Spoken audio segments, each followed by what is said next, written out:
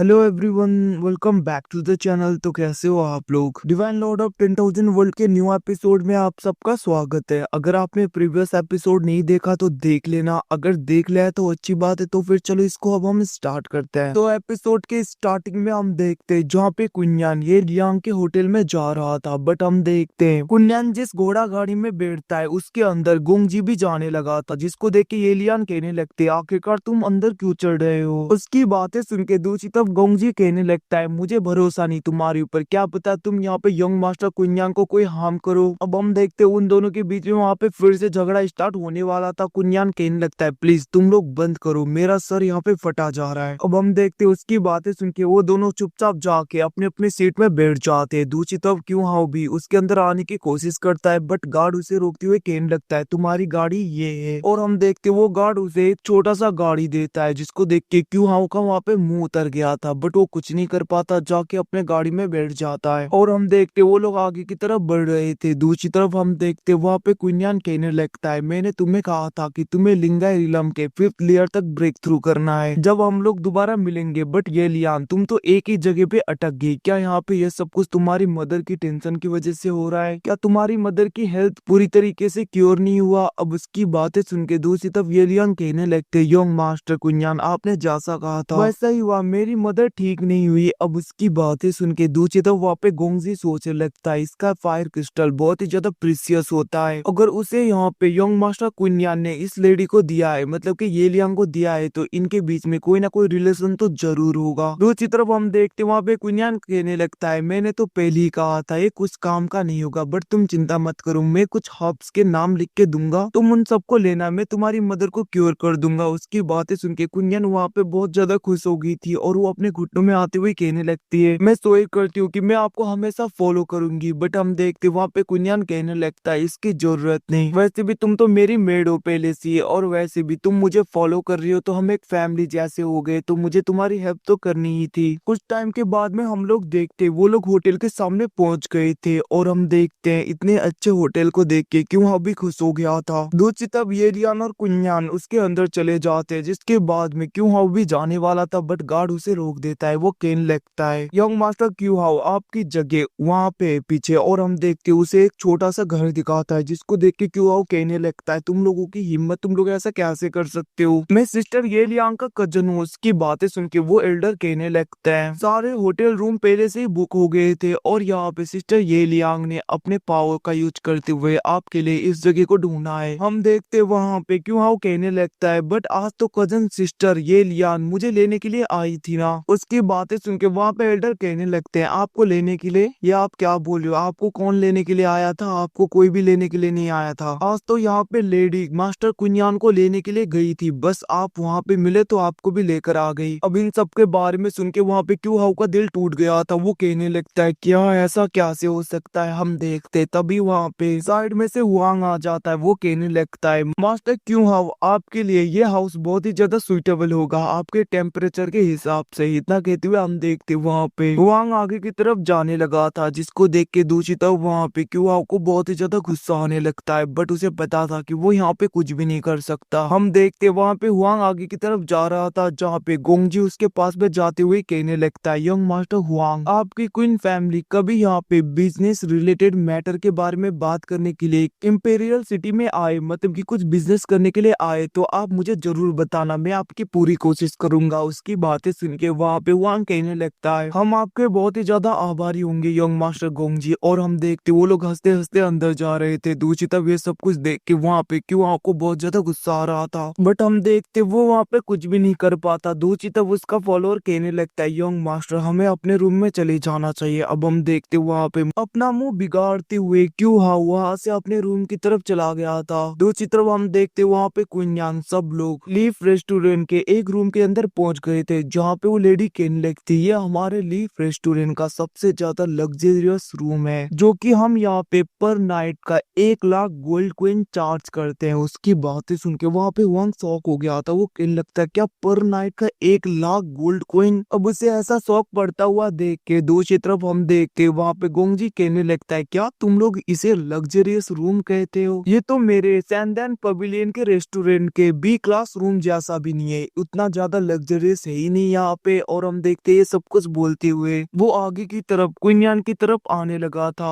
और हम देखते वो कहने लगता है, यंग मास्टर क्विनियान, इतने ज्यादा सफर में आपको भूख भी लग रही होगी, आप बहुत ज्यादा थक गए होगे, क्यों ना आप मेरे सैंडन पवेलियन के रेस्टोरेंट में चलो कुछ खाने के लिए, ताकि मैं आपको कुछ सर्व कर सकूं। वैसे भी वहाँ पे हमने बहुत ज्यादा चीजें बना रखा है और हमारे सैंडन पवेलियन का शेफ इस इंपीरियल सिटी में सबसे ज्यादा शानदार शेफ है। इतना ही नहीं, आज तो हमने यहाँ पे स्पिरिचुअल बीस्ट का मीट भी बना रखा है। उसकी बातें सुन के दूसरी तरफ हम देखते वहाँ पे स्याओफे बहुत ज्यादा खुश हो गई थी। वो कहने लगते हैं, क्या स्पिरिचुअल बीस्ट का मीट? और हम देखते वो आगे आते हुए कहने लगते ब्रदर क्विनियान, मुझे स्पिरिचुअल बीस्ट का मीट खाना है, मुझे जाना है उस रेस्टोरेंट में। और हम देखते वो वहाँ पे बहुत ही ज्यादा जिद करने लगते, जिसको देख के क्विनियान कहने लगता है, अगर लिटिल सिस्टर स्याओफे को वो खाना है तो ठीक है, हम वहाँ पे जरूर जाएंगे। इतना कहते हुए हम देखते वहाँ पे क्विनियान स्याओफे के साथ में आगे की तरफ बढ़ने लगा था। दूसरी तरफ ये सब कुछ वहाँ पे गोंगजी नोटिस करता है। वो सोचने लगा था कि कैसे हर बार जब यहाँ पे क्विनियान कोई भी डिसीजन लेता है स्याओफे की इच्छा से ही लेता है, मतलब कि पहले भी यहाँ पे स्याओफे की ही वजह से क्विनियान लीफ रेस्टोरेंट में आया था और अभी यहाँ पे स्याओफे की मीट खाने की बातें सुन के क्विनियान उसे गोंगजी के रेस्टोरेंट में लेकर जाने लगा था, जहाँ पे वो कुछ खा सके। ये सब कुछ सोचते हुए वहाँ पे गोंगजी सोचने लगता है, ऐसा लग रहा है यहाँ पे मास्टर क्विनियान जो भी डिसीजन लेते हैं इसी लेडी के द्वारा लेते हैं, मतलब कि इसी बच्ची के द्वारा। ऐसा लग रहा है कि स्याओफे यहाँ पे एक की है जो कि क्विनियान से कुछ भी करा सकती है। और हम देखते वो खुश होने लगा था। वो कहने लगता है, अगर ऐसी बात है तो ये मेरे लिए अच्छा है। इतना कहते हुए हम देखते वो आगे की तरफ बढ़ने लगा था।